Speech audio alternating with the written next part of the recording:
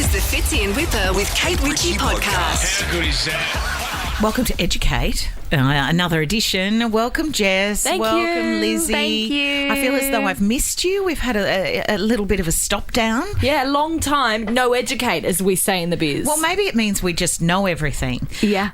But can I say, stop you there? I don't think so. No, okay. Because you messaged me when you were off, because you've been off for 2 weeks. This Was this the mysterious Gabriette filming thing? Yeah. Oh, no. Oh, because I received that one. Yes, we got a who is Gabriette, who is, Maddie Healy's fiancée. Yeah. But on top of that, I wrote back and said, some songs on TTPD are making sense. Kate wrote back and said, what is TTPD? Oh, I did. You didn't. Which is, of course, the Tortured Poets Department. So maybe we need to go back to the beginning in reality. Maybe I was in a different time zone, or I didn't really know what was going on. I didn't have my Taylor Swift brain on. Or your Taylor Swift girls. Yeah. But also, our brains are permanently just Taylor Swift brains. They are, and I feel very worried for you. You mean lucky to be here. Yeah, okay. All right, so let's get to it. Yep. While I was away, I did send through a picture of Matt Healy, who seems to be engaged to a woman who, well, I don't know who she is, and I want to know who she is and what's going on. Gabriette, love her. I personally love her. I'm obsessed with her. Who is she? She's the coolest. It's interesting because Charlie XCX just released her new album called Brat, and Gabriette is one of the girls in the video clip, but she's like an influencer, a model. She does a lot of things with food and cooking. She's like a food blogger as well. She's super cool. Is she British? I don't actually know. I'm not sure. I'm pretty sure she's American, but the whole joke with Gabriette being in Brat, the album and the music video, was when that music video was released, someone made a meme that Charlie XCX and Julia Fox and all those people retweeted, and it said, "This is like the Bad Blood, but for girls who do cocaine." Oh, wow. And Gabriette posted that. So it was like, was that a bit of a dig? Well, we also know that from this week, apparently there is a little bit of drama between Charlie XCX and Taylor. A lot of people saying. So remember when Taylor released the deluxe version with the voice memo notes in the US and blocked, I think, Billy from going to number one? That's we covered right. that on the show. Yeah. She's done the exact same thing with Charlie XCX on Brat, has blocked her. So Charlie's gone, I think, number 2. Taylor's back at number 1. And why is Taylor back at number 1? Well, she be blocking. What did she... She released that same thing, Yeah. with the voice memos, Yes. but in the UK. Oh. So she's And blocked Charlie's British. Of so. course. But can I just so in tell that you- market... But there's a song apparently on Brat that's about Taylor from That's Charlie's right. version, because Charlie actually opened for Taylor on the Reputation Stadium tour, and the two were like very close, Yeah. buddy, bestie vibes. She would bring out Charlie along with Camila Cabello during Shake It Off, and that she would sing Shake It Off with her. Like, it was she was part of the squad, so to speak. Do you think that's how Taylor met Matt Healy? Like, who introduced Taylor to Matt Healy? No, Taylor and Maddie were well established back in the 1989 that's era. right. Yeah, back in okay. 2014. So this is the song. It's called Sympathy is a Knife from Charlie XCX. Yeah. So I don't know if you just said this, but Charlie's dating George from the 1975. Yes. Did you- I didn't. did you I just No, say you that? didn't say No, I that. didn't. Okay. Oh, but that's important Yeah, so information. that's Maddie's bandmate, and this is the lyric. Don't want to see her backstage at my boyfriend's show. Fingers crossed behind my back. I hope they break up quick. Oh, so she never liked Taylor. Well, I don't know why she wouldn't. Taylor gave her that huge opportunity on 1989. So obviously something has gone down, if those lyrics are in fact about her. They're very polar opposite girlies, though. To be fair, Yeah, it feels Yeah. as though when I look that doesn't mean at them, we need to be mean to No. each other.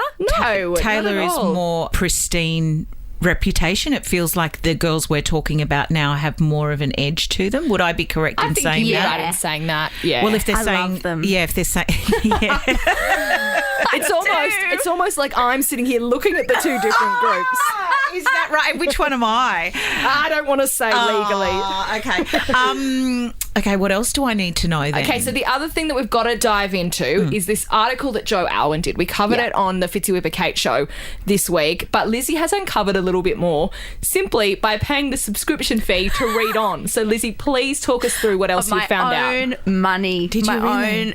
You can out of my charge own that back. salary. So this is the first time that Joe's spoken about Taylor since they broke up, and you know, we never thought that he would. No, did we? but can I say he hasn't said too much, I feel, and I never cared much for Joe either way. Like, he's fine, he was there, whatever, some great songs. But I think he has remained a gentleman.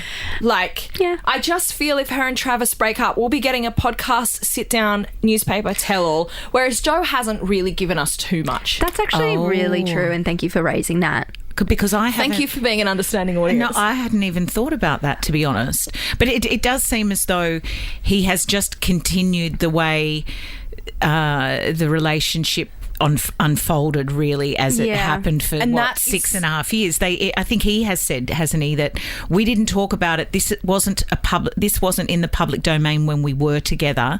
Why on earth would I now come out and start? And I think that shows that he's true to his character, and that maybe all along he just never did like the media. He never overly liked the fans. He didn't like all the back and forth on Twitter. Like, he's a consistent beep.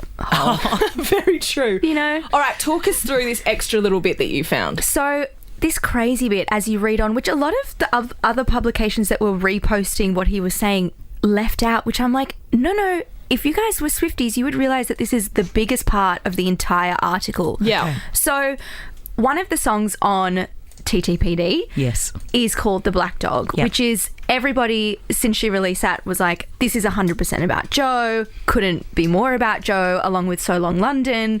So I watched as you walk into some bar called The Black Dog.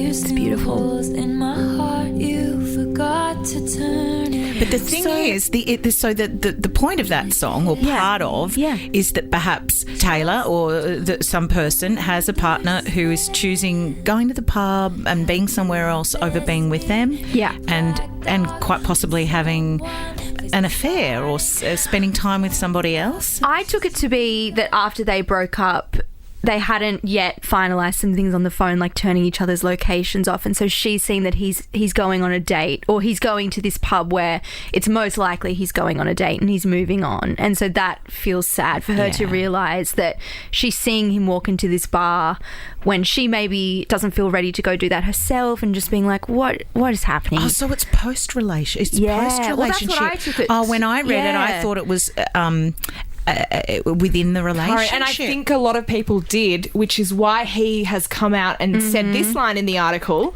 It's so crazy. So basically, everyone's thinking this is about Joe, and the interviewer kind of asked him about it, and he said, I've never been to Vauxhall, and does like a little bit of a wry smile when he says that. So he's essentially saying, I've never been to this bar or this pub called The Black Dog, thereby shutting down all the Swifties' theories that this song is about him. So then we're kind of like, okay, please God, not again. Is this about Maddie Healy? And now that Jess and I have done some more digging this morning, we think that it is. Another song about him. Yeah. So Maddie Healy has got form being at the Black Dog. The Black Dog, and it's one of the most heart-wrenching songs, and she's given it to the rodent man again. And can I point out one other lyric? So Fresh Out the Slammer, which again is supposedly about leaving the relationship with Joe and knowing who your first call is going to be, it's going to be Maddie. Yep. One of the lines in that is, swelled you into all my poems, now we're at the starting line, I did my time. And we hear that starting line reference there, and then we hear it in the Black Dog referenced again. You know, does she jump up and sing the starting line? She doesn't. So the starting line, Maddie Healy... Oh, the starting line as in the starting line of the song? No, the starting line is a band. Yeah. Oh, my goodness. Now, I thought it was a running term. No. You are obviously a lot fitter than we are. So then we did more digging this morning. Maddie Healy has covered multiple songs by the starting line on tour. Yeah. So this song is 100% about Maddie Healy. And it's just like, we've spoken about this before. We spoke about this, I think, after one of our records. They obviously are just more of a fling kind of relationship, but how do... Actually, no, I get it. Songs that are so heartbreaking and heart-wrenching coming out of something that was so situationshipy. But I guess that is kind of where you get the most in your feels, right? I think so. And we've always known her to exaggerate a feeling or an emotion. Yeah. Like, think of But Daddy, I Love Him, you know, the whole song and the lyrics are all about getting married to this guy. We know that didn't happen. So it's like she just takes one moment and runs with it in order to make, these beautiful tortured poems. Yeah. And what's that Neruda line? It's like, loving is so hard, but forgetting is so long. I think you mean... What is it? Loving him is red. Oh! Red. Oh, that's a different song. I don't need Okay, so have you caught up? Do you feel like you I don't really need to be here, do I? I think I could have just slunk out and you wouldn't have ever noticed. It was the first moment out of all these EduKate podcasts that I was looking at the two of you thinking, they have lost their mind. Well, we've missed you. We've needed you here because I've been coming in every morning to Jess going, Jess, have you seen this thing? I really need to show you this thing.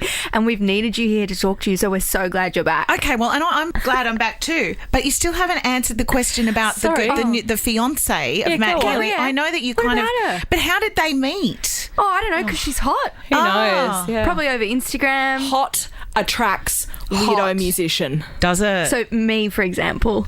Yeah. Hot. We'll keep our eye on you. All right. I'm watching no, you're weirdo musician. All right, well, I guess everyone's caught up. I'm going to put all of this in dot points in an email so you know what the hell was going on. Don't push yourself. Maybe end of the week. Today. Oh, glad you're back, Kate. It's so fine. Thank you, guys. Fits in Whipper with Kate Ritchie is a Nova podcast. For more great shows like this, download the Nova Player via the App Store or Google Play. The Nova Player.